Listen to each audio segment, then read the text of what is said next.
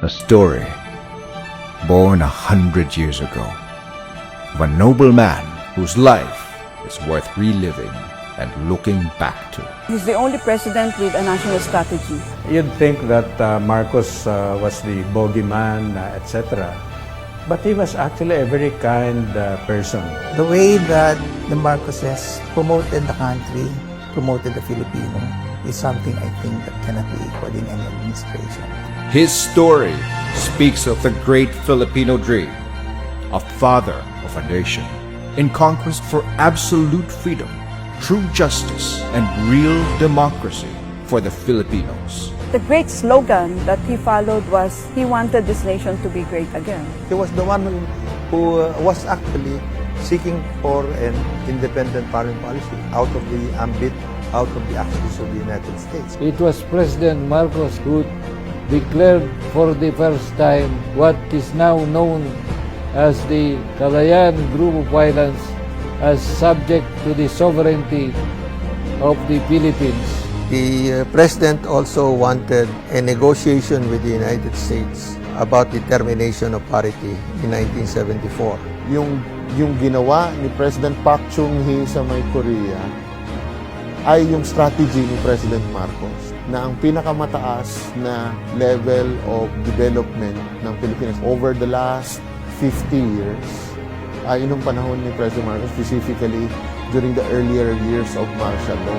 His story is a story of wisdom and goodwill, a story of a visionary leader with a strong political will who realized the Filipino potential and propelled the nation to progress. Mr. Marcos provided a lot more impetus in creating programs of government that meant building of infrastructure in a very essential way. All these things moved forward in his time very rapidly in the 4 years that he was in charge.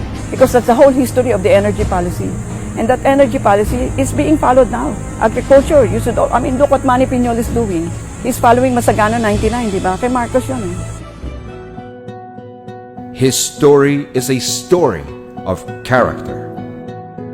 A war veteran who went to Bataan and picked up some soil and put it in a ziplock and sent it to you. Kinuha niya. Alam mo, nung pagkakuha niya, tumalikod sa akin, bumalik sa kwarto, tapos nakikita ko na lang yung kanyang shoulders. Umiiyak. Minsan, di ko nakita magalit. Pag medyo may problem, may crisis doon sa Makiki, tawagin niyo si Father, magsisimba na lang tayo. Pag may mga balita, minsan hindi ko nakita nagmura against the government. Basta tulungan na lang natin. Ganun. Isang malaking injustice kung mananatili sa isip ng marami na si Ferdinand hindi nagmahal sa bayan. He loved this country so much that he was willing to sacrifice the presidency when he could have definitely attacked the people there at EDSA. A story of a strong man whose life was reduced by a chapter of our history. I have proclaimed martial law in accordance with the powers vested in the President by the Constitution of the Philippines. Deklarang martial law to solve yung communist insurgency tsaka yung Muslim secessionism. Yung kaguluhan na yon, hindi naman si President Ferdinand Marcos ang nagdala o ang dahilan ng mga kaguluhan na yun. It was a phase when it was hip, uso ang lumaban sa gobyerno. A story born 100 years ago about life, leadership, and legacy waiting to be retold. Si Marcos talaga really made a mark in who we are in international politics. No? But if you compare what he did for our country during the time he was president, no one should ever be sorry that we had Marcos for a president. Kung ikumpara mo yung good points ni Marcos at saka yung good points ng ibang naging presidente natin mula sa kalingkingan yung iba. Since the Marcos administration, I don't know, have we really gotten off the ground? Only history can rightfully judge President Marcos. This is history.